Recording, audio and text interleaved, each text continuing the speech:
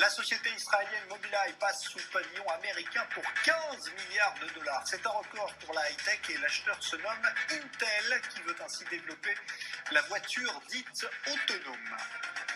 Avec nous ici dans ce studio, Lionel Friedfeld, bonsoir, analyste financier qui connaît bien ce secteur de la high-tech. D'abord un mot sur le prix, 15 milliards, ça paraît complètement fou. Est-ce que c'est disproportionné ou pas? C'est déjà purement et simplement le plus gros deal jamais réalisé dans l'histoire de l'État d'Israël. C'est important de le noter. Le précédent deal, c'était 6 milliards de dollars qui avait été racheté par Warren Buffett, le milliardaire américain qui avait racheté Iscar, une société d'outils industriels. Alors effectivement, en termes de prix, l'action a bondi de 30% à la bourse, mais la société est une success story depuis longtemps. Déjà 2014, introduction à la bourse, au Nasdaq, c'est déjà la plus grande introduction en bourse d'une société israélienne. Elle a levé 1 milliard. Aujourd'hui, elle est valorisée 10,5 milliards de dollars. Donc Intel paye effectivement une prime de 4,5 milliards de dollars parce que la société en vaut véritablement la peine.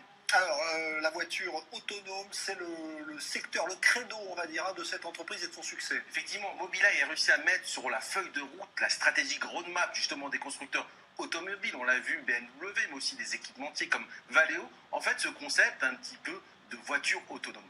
Concrètement, notamment le PDG de Mobileye l'a précisé, d'ici 2 décennies, il n'y aura plus aucun conducteur qui va conduire directement sa voiture parce que c'est la cause numéro 1 d'accidents de la route. 1,5 million d'accidents de route. Chaque année, 50 millions de personnes qui tombent dans ces accidents et c'est surtout 600 milliards de dommages collatéraux, ce qui est extrêmement important. Le marché où Mobileye effectue aujourd'hui, d'ici 2030, sera à peu près estimé à 70 milliards de dollars. C'est considérable.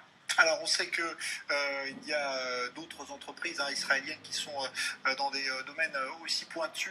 Est-ce que seuls les Américains viennent se servir sur le marché de la high-tech israélienne? Alors, c'est plus vrai, effectivement, depuis quelques années. Historiquement, ça l'était. Mais aujourd'hui, il y a surtout énormément de Chinois, d'Asiatiques, Japonais, mais surtout Chinois qui viennent sur le marché israélien. On l'a vu encore récemment avec Bright Food qui avait racheté Tnuva, le numéro 1 du lait israélien. Également China Chemical qui avait racheté Marte Shimagam, rebaptisé Adama, également plusieurs milliards de dollars. Donc aujourd'hui, il y a véritablement une concurrence États-Unis, Asie, avec effectivement, on va dire, un combat entre les Américains et les Chinois.